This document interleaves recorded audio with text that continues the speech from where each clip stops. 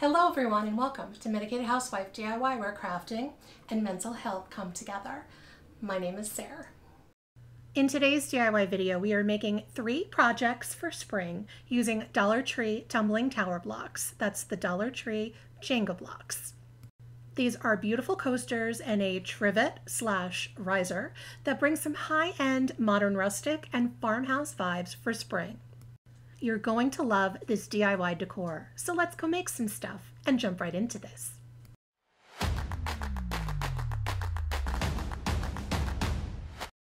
To begin with, for DIY number 1, I'm taking 25 of the Tumbling Tower blocks that I've already coffee stained for another project, so I had some left over. Now, if you're not familiar with that process, I simply soak the blocks in some very strong instant coffee, usually overnight, and then allow them to dry. I'm also kind of picking through them to see which ones are in the best shape, because sometimes these blocks can be a little wonky, either too thick or too thin or crooked, you know what I mean. So I pick out the 25 best ones and I begin to lay out my pattern. You may want to stop the video and just copy the pattern that I'm laying out, which is probably the easiest way to go. It's a pretty simple sort of woven looking design that starts with 2 H's, and then you place a block in the middle of the 2 H's vertically, and then place 3 blocks across those 2 blocks horizontally. See, it sounds complicated, but by watching it, you see the simplicity. I'm going to end up with a 7-inch square that is going to be my trivet, but you could totally expand this pattern to a larger size and make it a tray just as easily. I'm using Titebond wood glue, and I glue the design that I've laid out, and I glue that all together, trying to clean the excess glue off the blocks before it dries. Once the glue has dried, I grab my Waverly antique wax and a dry chippy brush to roughly brush some of that brown color onto the trivet, just to try and deepen the existing brown a little bit and to help make the trivet have a distressed kind of uneven look.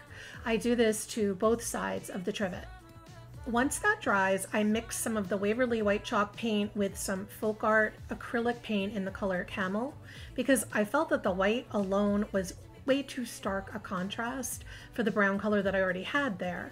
Then I brush that on sparingly with a rough, dry brush to further distress the trivet, also brushing it onto both sides of the trivet. Whenever I feel that there's too much paint on it, I use a baby wipe to rub some of that light color off wherever it's needed. And just a note here, I will leave a link in the description box below for all of the items that I'm using. And this is how DIY number 1, my Dollar Tree Jenga Block trivet, turned out.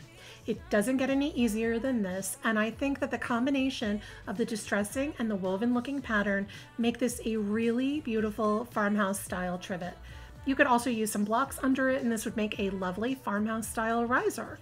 Or, as I mentioned before, make it larger in scale and you'd have a great farmhouse tray. This is quick, easy, and just an overall high-end looking Dollar Tree Tumbling Tower Block DIY. But I want to know what you think. Let me know in the comments if you'd like to give this one a try and if you'd make a trivet, a riser, or a tray. DIY number 2, our first set of Tumbling Tower Block modern rustic coasters, begins with 24 Jenga blocks. Using the Titebond wood glue, first we glue one directly on top of another so that each one is a double height. Then we take 3 of those double stacked blocks and glue those 3 together side to side. And we're going to do that 4 times. Then take each group of 3 by 2 blocks and glue those together. So it's groups of 3s that have 6 blocks, one on top of each other 3 times. Glue those together, alternating the direction of the blocks as I'm showing you here.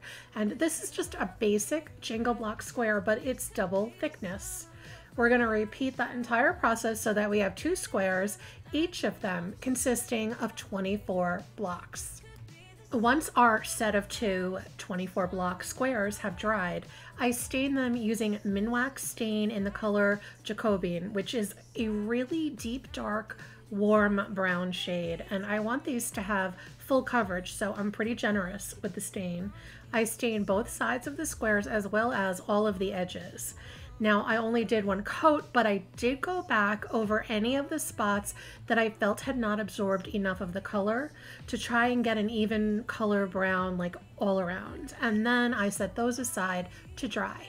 While those are drying, I have these wooden half beads that I got on Amazon a while back. I'll link them for you below. And I found that the easiest way to paint them is to stick them onto a piece of packing tape with the sticky side up to hold them in place so that you can paint them evenly. Basically, they look like button candy, like the kind you get when you're a kid. Or am I the only one? Am I dating myself here? Is button candy like from the olden days or something? Let me know. I'm first giving them a coat of Waverly white chalk paint as a base coat because the final color always looks better when it's painted on a white base, in my opinion anyway. Let me know in the comments if you also like to base coat white before applying a color. Once the white paint dries, I take out this Folk Art Treasure Gold acrylic paint and I give all of the half beads a generous coat on all the sides.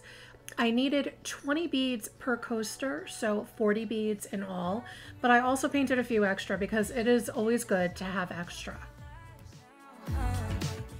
When the gold paint dries, I take the half beads off the tape and I'm going to use the Titebond wood glue to glue the half beads around the edge of the coasters. I glue 5 beads on each side, so it's 20 beads per coaster. The easiest way to space them out is to glue 1 bead right smack in the middle, followed by a bead on each end, and lastly 1 in between the middle and each end. And this is how DIY number 2, my modern rustic Jenga block coasters turned out. Now I have to say, these are my favorite, and I know they may not be exactly modern rustic. They're probably closer to medieval rustic, if that's even a category. I just think they're really cool looking in a Game of Thrones kind of way. Like, I can picture these being used by Jon Snow under a beer stein or something.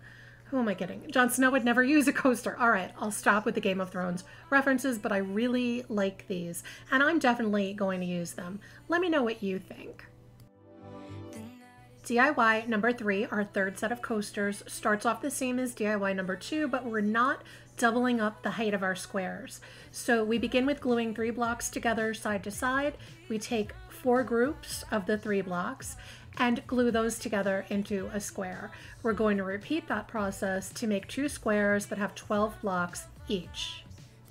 Next, using the Waverly Antique Wax, I paint both squares, front, back, and edges with it using a baby wipe to wipe off any of the excess wax. I'm going to paint both squares with this wax the exact same way. Using blue painter's tape, a ruler, and an X-Acto knife, I made a template of 1 larger stripe in the middle with 2 smaller stripes on the sides of it. The small stripes were a 1/4 inch wide and the middle stripe was about a 1/2 inch wide, and I placed that on one side of my coaster, trying to smooth it down over the blocks as best that I could. At first, I decided to paint the middle stripe with the Folk Art Treasure Gold, although I did end up painting over that color in the end because I just didn't like it. For the smaller side stripes, I used a basic white acrylic paint, and because the Jenga blocks are so uneven and bumpy, the tape was really not adhering that well, and basically my stripes were a hot mess. When I took the template off, they were just a mess, so I did my best to clean up the stripes, and then I painted over the gold stripe with the Folk Art paint in the color Camel, and I did my best to salvage the 2 coasters. I also coated the coasters with outdoor Mod Podge to finish them. And this is how DIY number 3, my striped Jenga block coasters, turned out.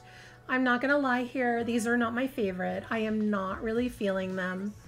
I liked the striped concept as a kind of modern look, but these stripes were rough. I'm telling you, they're rough looking, so that was kind of a disappointment. I like the beigey colors with the white and the brown stained wood, so I may try and redo this one another time, but hey, let me know what you think in the comments. Where did I go wrong with these? And these are both of my Jenga block coasters and my Jenga block or Tumbling Tower block wood trivet. I honestly like the trivet most of all. I think it's a lovely farmhouse style accessory that'd be great in a kitchen, or if you wanted to put feet on it and put a candle or a plant or soaps or something like that in a bathroom, that'd be really nice too. I also really like the gold beaded coaster, and I actually think I'm going to use this more like a candle stand or something like that. Maybe even make a bigger one in a tray style. I would love to know which one of these you guys like and what you might do with it. Use it as a coaster, a trivet, or some other decor accessory. Let me know in the comments below.